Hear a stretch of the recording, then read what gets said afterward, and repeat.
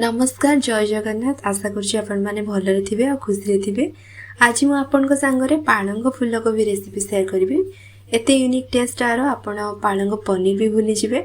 आपको आपण भात रुटी पराठा आउ नान सांगरे खाई पारे। तो चलतु प्रिपेयर करवा। फर्स्ट मु गरम कड़े रे किछि पानी ऐड करनेली अल्प टिके लुण देकी ताकू फुटिबा छाड़ीदेली। एपटे मु फ्रेश पालंग शाग को लेकिन धोईकी यही गरम पानी रे बॉयल होगापाई 2 मिनिट छाड़देवी। तापर बॉयल हो सारापर शाग को काढ़ी आप ठंडा पानी रे आपको पकईदेवे ताले तार कलर चेंज हेनी।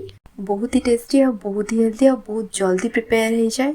सेकेंड आम मसलार प्रिपेरेसन करवा। ये मुझे कड़े अल्प ऑयल नहीं से किछि जीरा 2टा कंचा लंका 2टा सुखिला लंका कटा होता पियाज किछि आउ 1 ରୁ 2 मिनिट भल भाव भाजी नेबी। तापर से 1 कि 2टा टमाटो आप ऐड करें आपंकर चॉइस अनुसार। तो मुझे 2टी टमाटो नहीं आपको टिके लुण पकईकी भल भाव भाजी नवा। अल्प किछि रसुण को ऐड कर मसला को आम ट्रांसफर करने गोटे ग्राइंडिंग जार रे आगुरी जो प्रिपेयर करते आम पालंग शाग ये ऐड करी भल भाव ग्राइंड करनवा। तापर मु फूलकोबी और आलू को काटी नहीं आपन चाहिए केवल फूलकोबी ही आपको प्रिपेयर करें। कड़े मु अल्प किछि ऑयल नहीं आउ सेपरेटली ही मु फूलकोबी और आलू को भल भाव भाजी नेबी। टिके ब्राउन है जाए आप भाजी नेबे। अल्प किछि लुण ऐड कर एबे फाइनली तरकारी बनइबार टाइम। आउ थे मुझे सेम कड़े अल्प किछि ऑयल नहीं से अल्प पियाज नेली टिके गोल्डन है जाए ताको भाजी नेबे।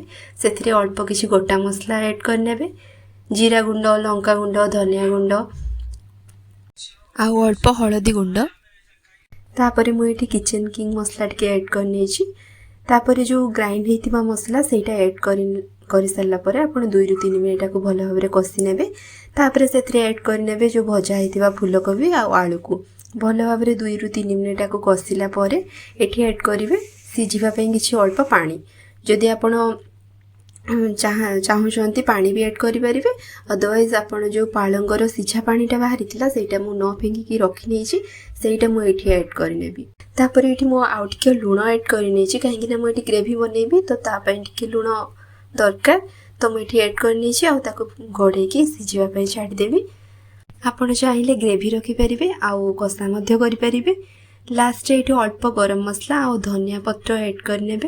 रुटी पराठा राइस आपड़ कौन भी आपको खाईपारे। आउ बहुत ही टेस्टी और बहुत ही डेलीशियस आपड़ ट्राई करूँ। आपको केमती लगे मत कमेंट सेक्शन में निश्चय जनातु।